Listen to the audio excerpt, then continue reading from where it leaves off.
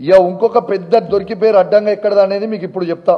ఇక దొరికిపోయింది ఎక్కడ అంటే ఈ సెంటర్ నంబర్ 19లో కాంగ్రెస్ పార్టీ, ఇది నా నా నా ప్యూర్ నా అభిప్రాయం, నాకున్న పెద్ద అనుమానం, ఇది నా అనుమానమే కాదు, ఈ రాసిన 21,093 మంది ఉన్న ప్రతి ఒక్కరి అనుమానం.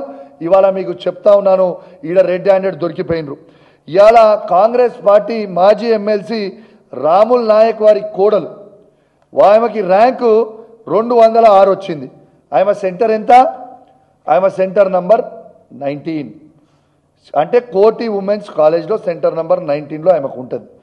ఈమెది 206 ర్యాంక్ ఈమెకు వచ్చింది. ఎస్టీలలో చూస్తూ ఉంటే ఈమెకి నంబర్ 1 ర్యాంక్ వచ్చింది. ఈ ఎక్స్ట్రా ఉన్న 21,093 మంది కాకుండా ఎక్స్ట్రా ఉన్న 10 మందిలో ఏదైతే వీళ్ళు రిజల్ట్ అనౌన్స్ చేసిర్రో 21,103 మందికి, దాంట్లో రాముల్ నాయక్ కాంగ్రెస్ ఎమ్మెల్సీ గారి కోడలికి ఇచ్చిర్రు అనేది నా పూర్తి అనుమానం. ఇది కూడా మళ్ళీ సెంటర్ తన ఎగ్జామ్ ఎక్కడ రాస్తుంది?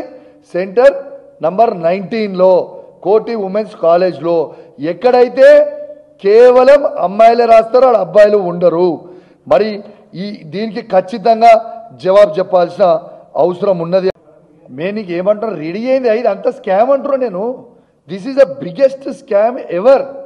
అసలు 563లో మీకు ఒకటే చెప్తున్నా, మీకు సెంటర్లతో సహా చెప్పిన ఇంతకుముందు, కోటి ఉమెన్స్ కాలేజ్లో ఉన్న సెంటర్ 18-19 సెంటర్లో 1,497 మంది రాస్తే 74 మంది వస్తే ఉద్యోగాలు, అందులో ఉట్టి మహిళలతోనే ఎందుకు రాపించిర్రు?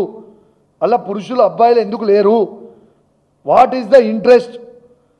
ఏ సెంటర్లైనా అబ్బాయిలు అమ్మాయిలు కలిసి రాస్తారు. What is the interest? ఇది పెద్ద స్కామ్ భయ్. వాళ్ళు రెడీ అవుడైంది. This is the scam. ఇది మొత్తం క్యాన్సిల్ చేయాలంటున్నాను నేను. ఇవాళ హాల్ టికెట్ నెంబర్ 472, 471 చెప్పిన అందరికీ 654 మంది అందరికీ సేమ్ మార్క్స్ ఉంటాయి. అబ్బాయి ఎక్కడన్నా ఇంకొక హాల్ టికెట్ నెంబర్ చెప్పిన 201 నుంచి ఏదో చేంజ్ హాల్ టికెట్ నెంబర్ చెప్పిన అది 702 మందికి సేమ్ మార్క్స్ ఉంటాయా? ఎట్లా వస్తాయి సేమ్ మార్క్స్? ఒక్క మార్కు తప్పు లేకుండా సేమ్ మార్క్స్ ఉంటాయా? అది ఎట్లా సాధ్యము?